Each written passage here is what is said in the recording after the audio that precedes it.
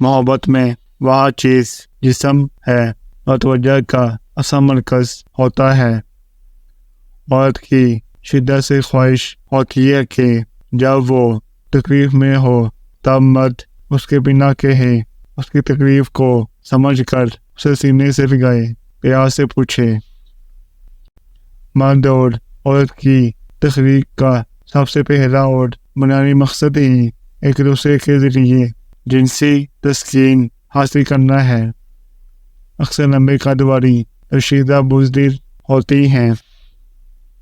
औरत को तब तक बात हजम नहीं होती जब तक वो बात दूसरी औरत से ना कर ले।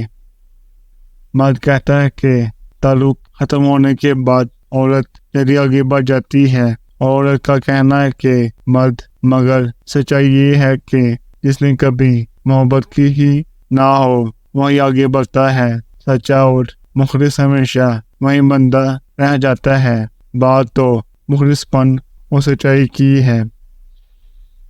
मोहब्बत किसे कहते हैं? मोहब्बत और शहवास बजाना रहने की सूरत में किसी औरत से चंद दिनों के लिए खेलना। इश्क वो होता है जो हासिल हो, जिसकी तलब हो, जिसकी कमी महसूस हो। वो इश्क ही क्या जो हासिल हो जाए।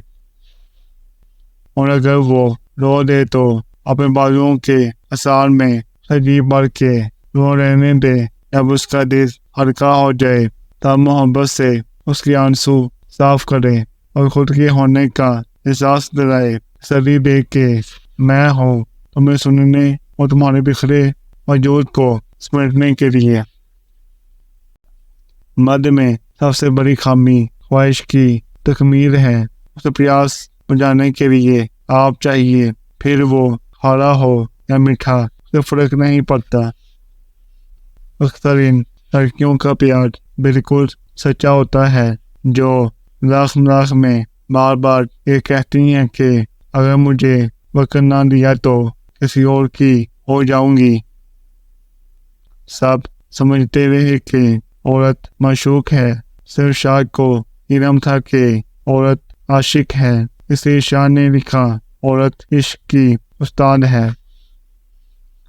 औरत का मामला उसके बरकस है। औरत को सदियों की प्यास बुझाने के लिए भी आबे हयात ही चाहिए। उसे सिर्फ शराब नहीं होता, उसे तो अमल होना है। मर्द को अनापरस्त होना चाहिए। हर औरत पे डोरे डालना, दरिंदे की तरह उसकी तारीफ करना मर्द को कमतर और घटिया साबित कर देता है। औरत दुनिया की फसादी और मुनाफिक तरीन मखलूक है।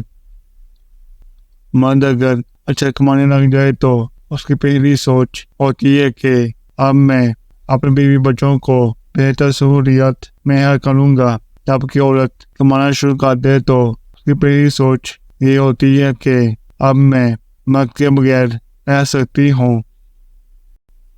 मोहब्बत में लड़की उस वक्त मजबूर हो जाती है जब वो लड़के को अपनी सारी कमजोरियाँ सौंप चुकी होती है।